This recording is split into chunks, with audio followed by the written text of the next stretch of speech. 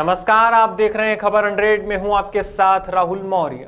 आइए रुख करते हैं इस वक्त की बड़ी खबरों पर, लेकिन उससे पहले एक नजर हेडलाइंस की ओर। मध्य प्रदेश के कई जिलों में बाढ़ की स्थिति, सीएम शिवराज सिंह चौहान लगातार कर रहे समीक्षा, वीडियो कॉन्फ्रेंसिंग के जरिए अधिकारियों को दे रहे निर्देश। श्रावण माह का तीसरा सोमवार, आज सावन सोमवार को शिव मंदिरों में दिखी भीड़। उज्जैन में बाबा महाकाल भी निकलेंगे नगर भ्रमण पर। विपक्ष पर जमकर बरसे मध्य प्रदेश के गृह मंत्री नरोत्तम मिश्रा। गृह मंत्री ने कांग्रेस के प्रदर्शन पर कसा तंज। गृह मंत्री बोले, प्रदर्शन छोड़ समाज हित में कार्य करे कांग्रेस नेता।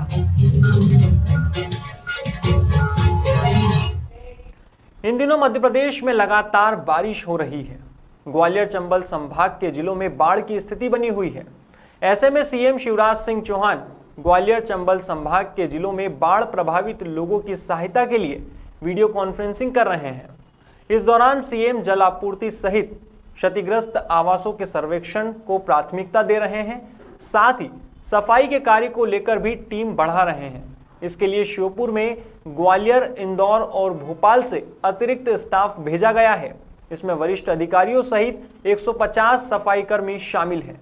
देखने में आया है कि बाढ़ प्रभावित क्षेत्रों में समाज सेवियों द्वारा भोजन पैकेट्स भी वितरित किए जा रहे हैं।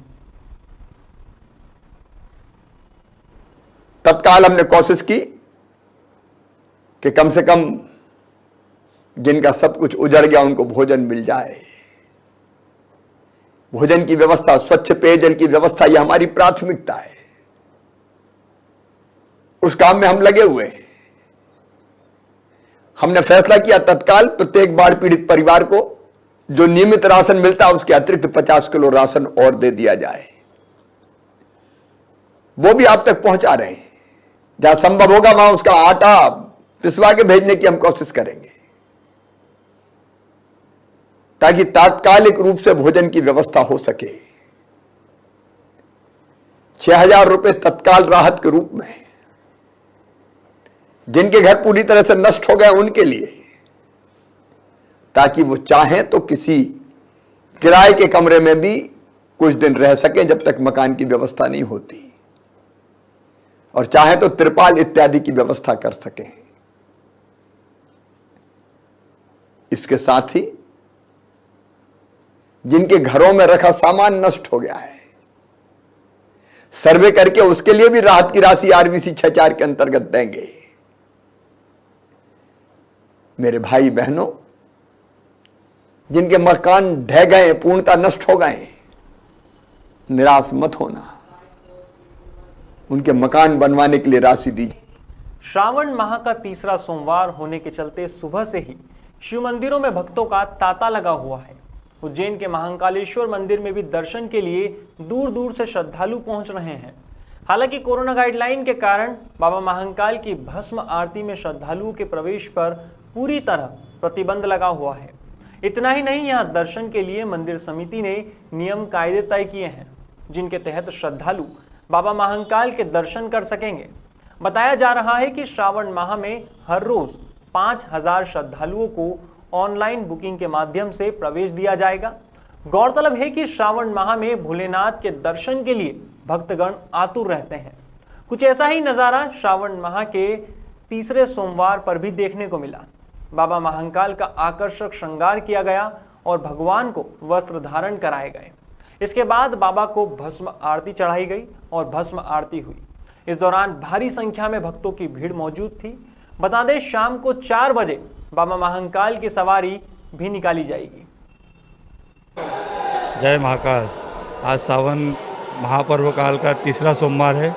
बाबा को प्रातःकाल भस्म आरती के पहले पंचामृत पूजन किया गया, महापूजन किया गया, केसर चंदन से स्नान किया गया। उसके बाद बाबा को भस्म आरती में भगवान को भांग का विशेष श्रृंगार किया गया। उसके तत्पश्चात आरती की गई और भगवान महाकाल से पूरे विश्व के कल्याण के लिए प्रार्थना की गई। जय महाकाल। आज श्रावण मास का तृतीय सोमवार था। प्रातःकाल भगवान को 2:30 बजे पट खोले गए। उसके बाद भगवान का एक पंचामृत पूजन करा गया। उसके बाद भगवान को दूध, दही, घी, शहद, पंचामृत और विभिन्न सुगंधित द्रव्यों से, रसों, फलों के रसों से और नाना प्रकार की सुगंधित चीज़ों से भगवान को स्नान कराया गया। उसके बाद भगवान का श्रृंगार हुआ भांग का। उसके बाद भगवान को भस्म अर्पण की गई, भस्म अर्पण आरती संपन्न हुई है। उसके बाद से फिर भगवान आम दर्शनार्थी को दर्शन देने के लिए अपने पूर्ण मूल रूप में भगवान दर्शनार्थियों को दर्शन देने के लिए तैयार बैठे हुए हैं और आम दर्शनार्थी बड़े आराम से दर्शन कर रहा है। बदनावर से लगभग 21 किलोमीटर की दूरी पर सुरमय पहाड़ियों के बीच अति प्राचीन कोटेश्वर महादेव मंदिर स्थित है। इन दिनों यह मंदिर श्रद्धालुओं की आस्था का केंद्र बना हुआ है। सावन माह के चलते यहां दिन भर भक्तों का तांता लगा रहता है। बताया जाता है कि इस मंदिर की स्थापना 1686 में पूर्व सिद्ध संत महंत सुकाल भारती ने की थी, जिनकी समाधि भी मंदिर परिसर में ही स्थित है। वहीं 19 मई 2002 में निसरपुर के कोटेश्वर धाम से हरे राम हरे कृष्ण के अखंड कीर्तन की ज्योति यहां लाई गई थी और तभी से यहां 24 घंटे अखंड कीर्तन चल रहा है।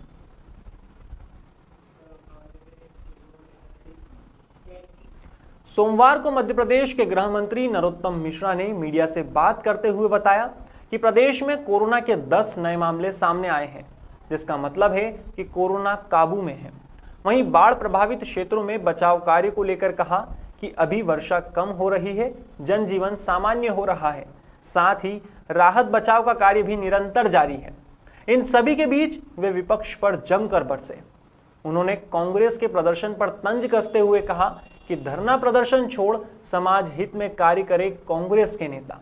गृह मंत्री की माने तो विधानसभा में सरकार हर मुद्दे पर विपक्ष से बात करने को तैयार है, लेकिन कांग्रेस सकारात्मक सोच लेकर आए। आइए आपको सुनाते हैं गृह मंत्री नरोत्तम मिश्रा ने क्या कहा। देखो मित्र, कांग्रेस कभी भी किसी अच्छी बात की तारीफ करती हुई नहीं मिलेगी। वो अच्छी बात में भी कमियां ढूंढ ही लेते हैं और इसलिए वो विषय वो हमेशा उठाती है जो राजनीति से प्रेरित हो। सेवा से प्रेरित कोई विषय कभी नहीं उठाते। कमलनाथ कह रहे हैं सत्र बहुत छोटा है। सत्र अगर छोटा था तो मैं तो पूर्व के सत्रों में कमलनाथ जी ने कितना भाग लिया सत्रों में, कितनी देर बैठे वो। उनकी विधायक दल की बैठक में तो पूरे विधायक आते नहीं है। हालात ये हो जाती है कि उन्हें खुद वहां अपनी डीपी उस पर से नाम हटाना पड़ता है नेता प्रतिपक्ष का। सार्थक चर्चा करें, सारगर्भित चर्चा करें, अच्छी चर्चा करें। सत्र का एक आध बार तो नेता प्रतिपक्ष उपयोग करते दिखे। आप रिकॉर्ड देख लो पिछले 1.5 साल का, और 1.5 साल के रिकॉर्ड के आधार पर फिर कोई विषय उठाए तो बात बने। फिलहाल खबरों में बस इतना ही। देश और दुनिया की तमाम खबरों के लिए देखते रहिए खबर अंतरिक्ष, जनता की बुलंद आवाज।